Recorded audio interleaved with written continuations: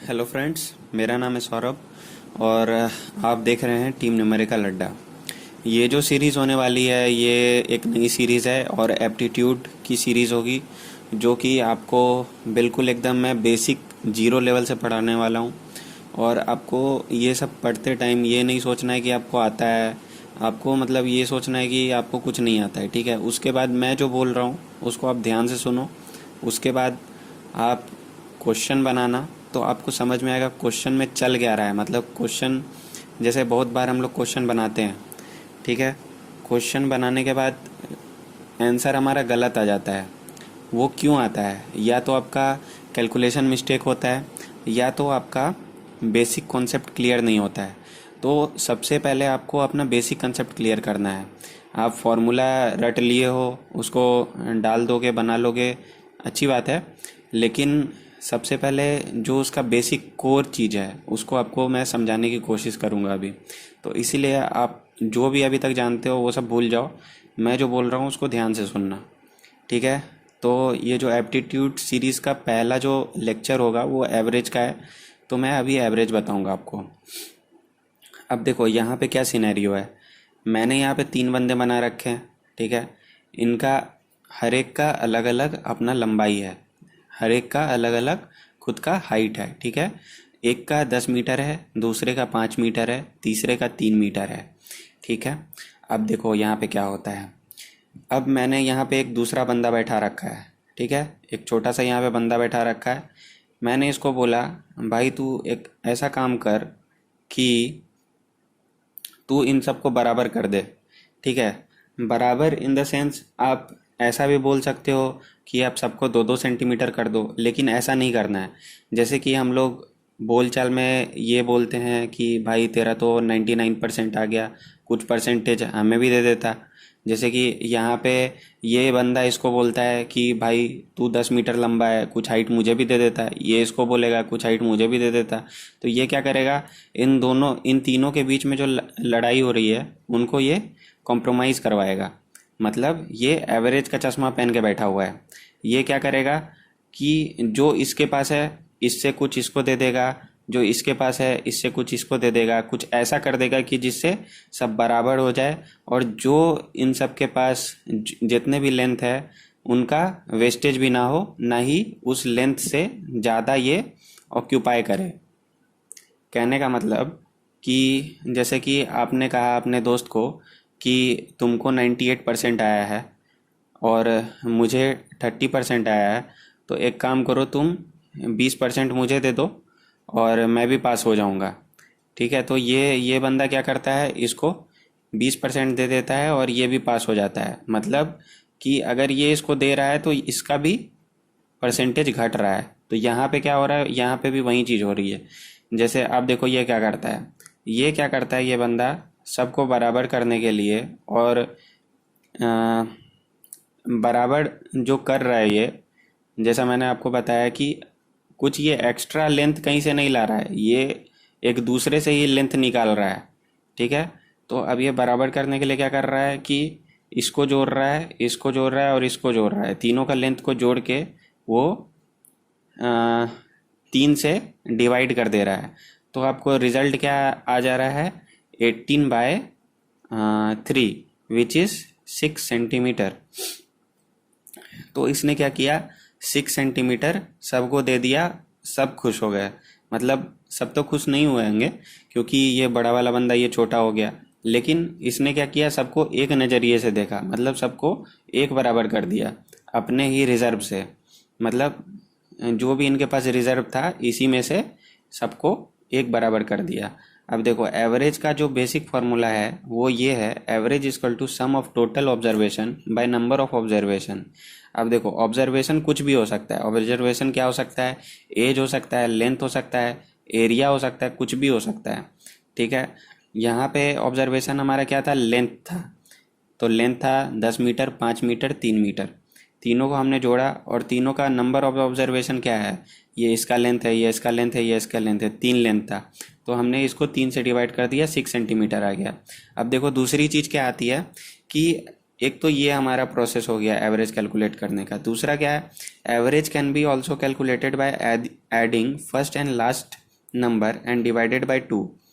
ठीक है, फर्स्ट और लास्ट नंबर को अगर हम ऐड करें और उसको 2 से डिवाइड कर दे तो भी मेरा एवरेज निकल जाता है। लेकिन इसका कंडीशन क्या है, कंडीशन ये होता है, ये तभी अप्लाई होता है when each number have same interval. कहने का मतलब देखो क्या हुआ, ये जो मैंने बोला फर्स्ट और लास्ट नंबर ऐड करके उसको 2 से डिवाइड कर दो, इसका कहने का मतलब क्या हुआ, जैसे कि 2, पहला नंबर है 2, दूसरा नंबर है 4, तीसरा नंबर है 6 और चौथा नंबर है 8 और पांचवा नंबर है 10। अब देखो सबके बीच में इक्वल इंटरवल है, 2 का 4 और 6 के बीच में भी 2 का इंटरवल है, 6 और 8 के बीच में भी 2 का इंटरवल है, 8 और 10 के बीच में भी 2 का इंटरवल है। तो ऐसा अगर केस होगा, इस तरह का अगर कोई केस आपके पास आए तो आप क्या करो, इन सबको जोड़ करके मतलब 2 + 4 + 6 + 8 + 10 बाय 5 इक्वल टू जो भी आएगा आपका एवरेज।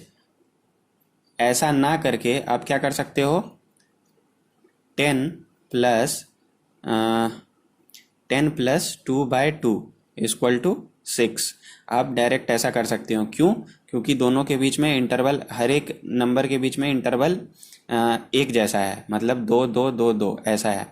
तो अगर आप इसको भी कैलकुलेट करो तो इसको कैलकुलेट करोगे तो आपका कितना आएगा, 10 + 8 + 6 + 4 + 2 30 आएगा, 30/5 इक्वल टू 6 आएगा आपका आंसर।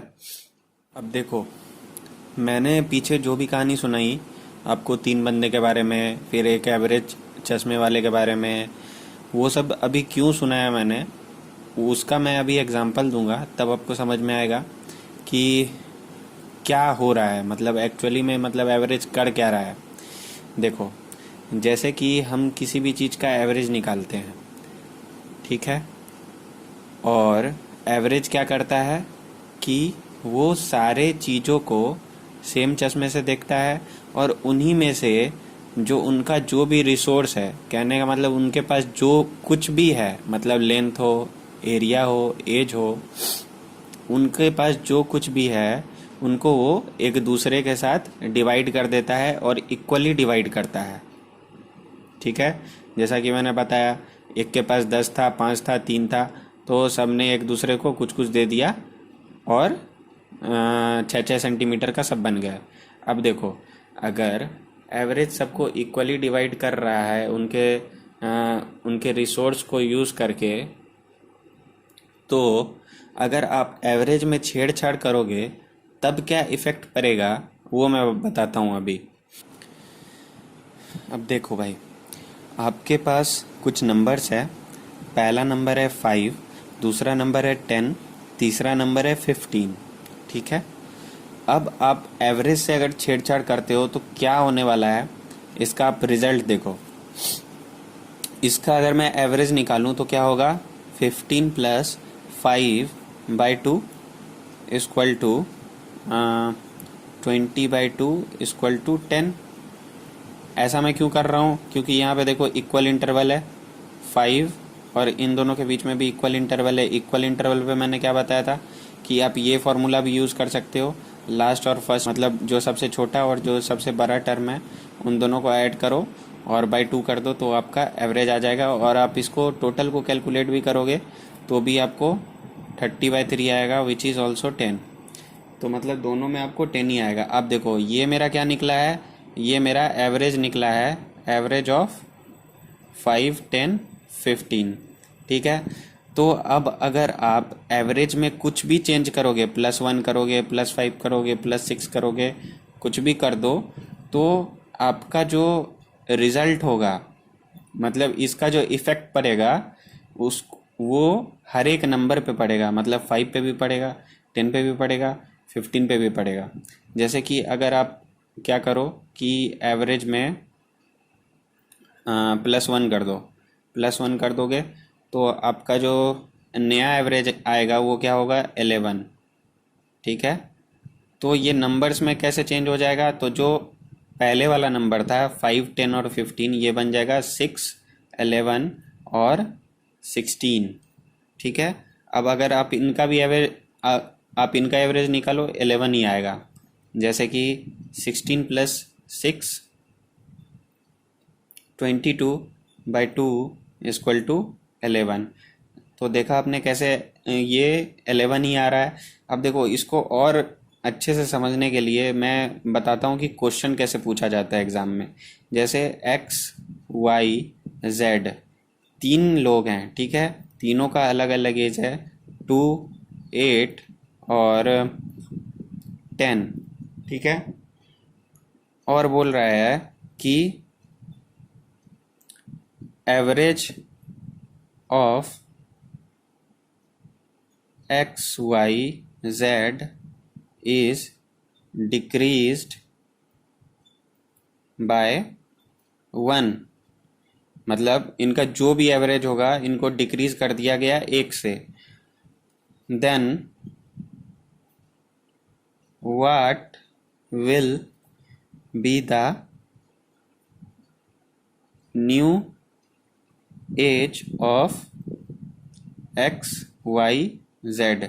मतलब कभी देखो, कभी एक्स का भी पूछ सकता है सिंपली, कभी वाई का भी पूछ सकता है, कभी जेड का भी पूछ सकता है, किसी का भी पूछे। मैंने तीनों का डाल दिया कि अगर तीनों का भी पूछ ले तो क्या होगा।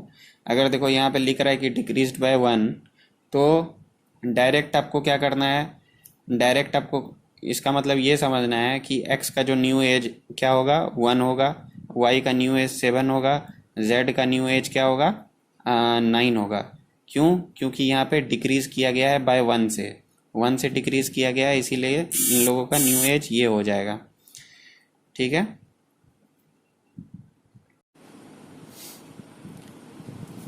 देखो अब मैंने पीछे बताया कि एवरेज में आपने प्लस किया, माइनस किया, तो आपने उसका इम्पैक्ट उन नंबर्स पे देखा जिनसे वो एवरेज आया है।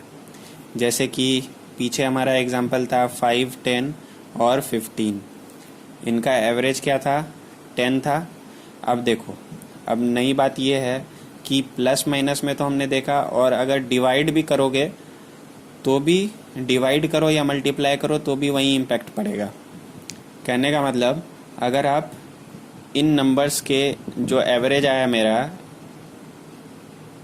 एवरेज ऑफ 5, 10, 15, 5, 10 और 15 का एवरेज जो 10 आया है, अगर इसमें आप मल्टीप्लाई करो 2 से, पहले आप मल्टीप्लाई करो 2 से, तो इसका इम्पैक्ट क्या पड़ेगा, बाकी सारे नंबर्स पे पड़ेगा। जैसे 5 इंटू 2 हो जाएगा 10 हो जाएगा, 20 हो जाएगा, 30 हो जाएगा। ठीक है। दूसरा केस क्या होगा, अगर आप डिवाइड कर दोगे 2 से तो क्या हो जाएगा 2.5 हो जाएगा, फिर 5 हो जाएगा और 7.5 हो जाएगा। अब देखो इनटू अगर 2 कर रहे हो तो आपको रिजल्ट क्या मिल रहा है 20 मिल रहा है, और डिवाइडेड बाय 2 कर रहे हो तो आपको रिजल्ट क्या मिल रहा है 5 मिल रहा है। अब आप जो न्यू नंबर आए हैं इनको मैच कर लो, आप इनको सेटिस्फाई करवा लो कि इनका जो नया एवरेज आएगा वो 20 आएगा कि नहीं आएगा। तो आप देखोगे कि ये 20 ही आ रहा है। इनका भी नया एवरेज निकाल के देख लो, वो 5 ही आएगा। ठीक है। अब क्वेश्चन इसमें भी वैसे ही पूछा जाएगा जैसे उसमें पूछा गया था कि एक्स वाई जेड 3 लोग हैं, इनका एज 5, 10 और 15 है। तो अगर इनके एवरेज में मल्टीप्लाई कर दिया जाए 2 से, या अगर इनके एवरेज में इनका जो भी एवरेज है, मैंने कैलकुलेट भी नहीं किया, जाओ इनका जो भी एवरेज है इनको अगर डिवाइड कर दिया गया 2 से, तो न्यू एज इन सभी का क्या होगा, एक्स वाई जेड का न्यू एज क्या होगा, तो क्या होगा इंटू 2 कर देंगे। एवरेज में इंटू 2 हो रहा है, मतलब इनमें इंटू 2 होगा 10, 20 और 30, 2.5, 5 और 7.5। अब देखो नेक्स्ट जो हमारा कॉन्सेप्ट आने वाला है वो इन सब से अलग है। हमने जो भी ये सब पढ़ा है कि क्या कहते हैं total number, sum of total number of observation by number of observation, वो सब वहाँ पे फेल कर जाएगा। तो आगे जो पार्ट आने वाला है वो बहुत इंटरेस्टिंग है, तो आगे का वीडियो देखना मत भूलना।